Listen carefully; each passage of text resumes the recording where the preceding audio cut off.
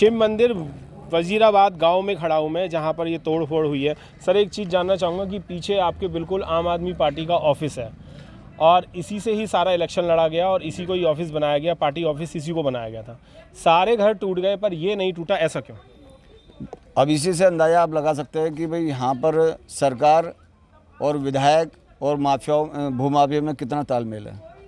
जब वो चुनाव लड़ रहा तो ये ज़मीन वैध थी और चुनाव जीतते ही और सरकार बनते ही ये ज़मीन अवैध हो गई, जबकि उन्होंने पूरा वादा किया था कि ये ज़मीन हक में इसको कराएंगे, मगर अब वो इनके बीच में आने के लिए भी तैयार नहीं है जी। वो इनसे बात भी करने के लिए तैयार नहीं है। अनिल जी, क्या एक चीज़ और पूछना चाहूँगा कि अगर अवैध, जब तक अवैध नहीं थी और अब अवैध हो गई है तो अब भी तो टूटना चाहिए ना? ये बिल्कुल टूटना चाहिए। अवैध है तो फिर शुरुआत तो यहीं से होनी चाहिए थी। देखिए सर ने बिल्कुल विस्तार से आपको बताया, उसके बावजूद भी देखिए यहाँ के लोगों ने, यहाँ पर जो इनकी नीति थी आम आदमी पार्टी की, जहाँ झुग्गी वहीं मकान को लेके इन लोगों ने दलितों का, गरीबों का वोट लिया और जहाँ मकान बने हुए हैं वहाँ पर उसको झुग्गी में तब्दील करना चाहते हैं। तो ये कौन सी योजना लेके आ रहे हैं लोग? कहाँ कौन सी स्मार्ट सिटी की बात कर रहे हैं?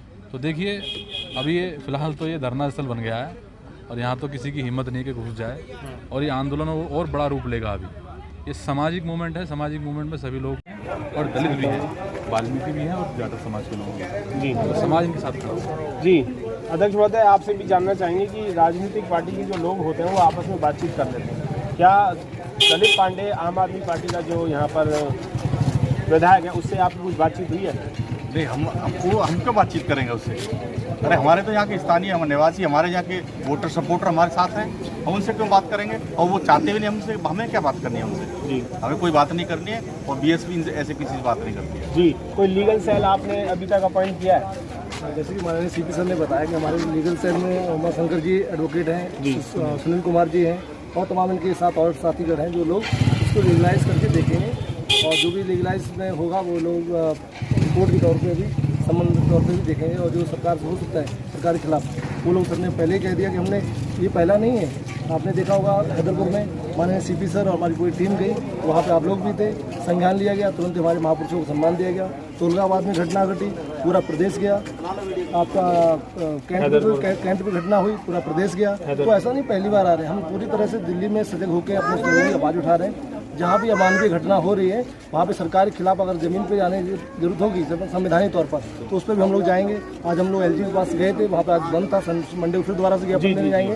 तो इस तरह से हम लोग लगातार जो भी लोगों की मदद हो सकती है, खासकर सरकार ने जो खराब किया है और लोगों जिससे हम मदद कर सकते हैं हम लोग संवैधानिक तौर पर करेंगे जी। बिल्कुल।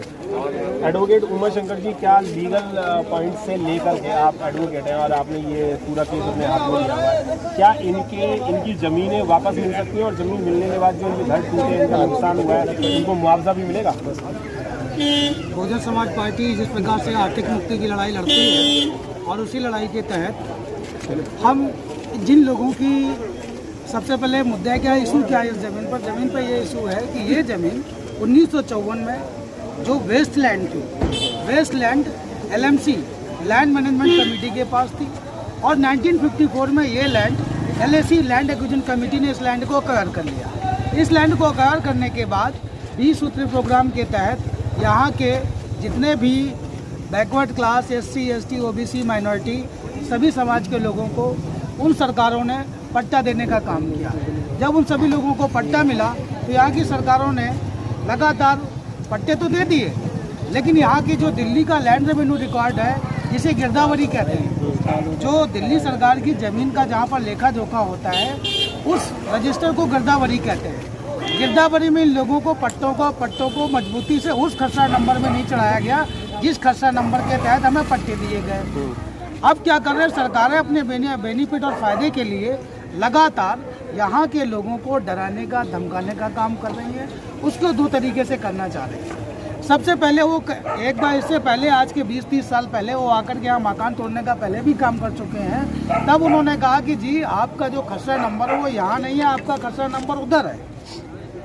फिर इस पर भी मुकदमा हुआ और माननीय दिल्ली हाई कोर्ट, दिल्ली उच्च न्यायालय के माध्यम से फ्लड डिपार्टमेंट और यहाँ के लोकल जो मूल निवासी हैं उनके बीच में आपसी समझौता हुआ कि जो टोटल लैंड है वो 146 बीघे 12 बिस्वा ज़मीन है, जिसमें से फ्लड डिपार्टमेंट ने कहा मेरी ज़मीन तो 36 बीघे है।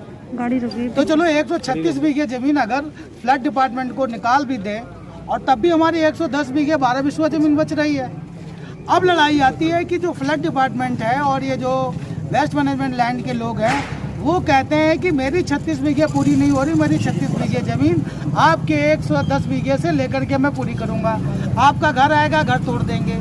इसमें बहुत बड़ी जो मिली भगत है ना, शासन प्रशासन आपस में मिले हुए हैं, जिसकी वजह से ये सारी दिक्कतें आ रही हैं। और इसमें जल्दी से जल्दी न्यायालय के माध्यम से, पार्टी के माध्यम से, पार्टी की जो रणनीति है, पार्टी की जो विचारधारा, उसके तहत सामाजिक न्याय की लड़ाई लड़ी जाएगी और इसमें कानूनी माध्यम से जल्दी हमारी कमेटी गठन हो गई लीगल सेल। संडे को यहाँ के जो मजबूत लोग हैं, जिनको यहाँ की ज़मीन का पूरी तरीके से नॉलेज है, कल इन सभी लोगों को मैं 9 बजे का टाइम दूंगा, इनको बुला करके ऑफिस में बैठा करके तुरंत, और सोमवार को मॉर्निंग में 10 बजे से पहले न्यायालय में इनका मुकदमा मैं दायर कराऊंगा, जिससे इनको न्याय मिल सके। जी धन्यवाद।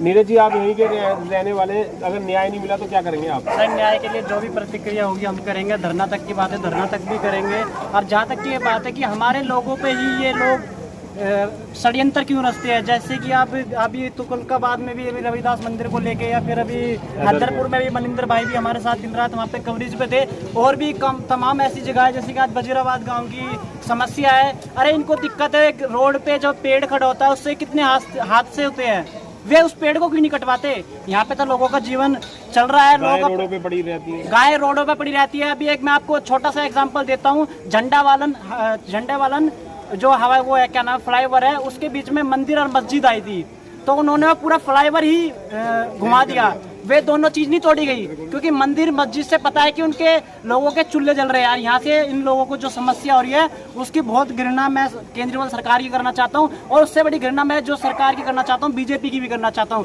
कहीं ना कहीं बीजेपी का भी इसमें दोष है, क्योंकि बीजेपी भी धर्म की राजनीति करती है, कहीं हिंदू मुस्लिम की राजनीति करती है, तो ये जो केंद्रीय सरकार है ये दलित की राजनीति कर रही है। तो जहाँ तक भी हमारी पूरी दिल्ली प्रदेश की टीम है, और मैं भी बीएसपी से एक छोटा सा पदाधिकारी हूँ, तो मैं उसके माध्यम से भी जो भी हमारे पे हेल्प होगी वो हेल्प हम करेंगे। और धरने तक की बात है तो धरने तक देंगे, इन लोगों का हम हक दिला के रहेंगे। जय भीम।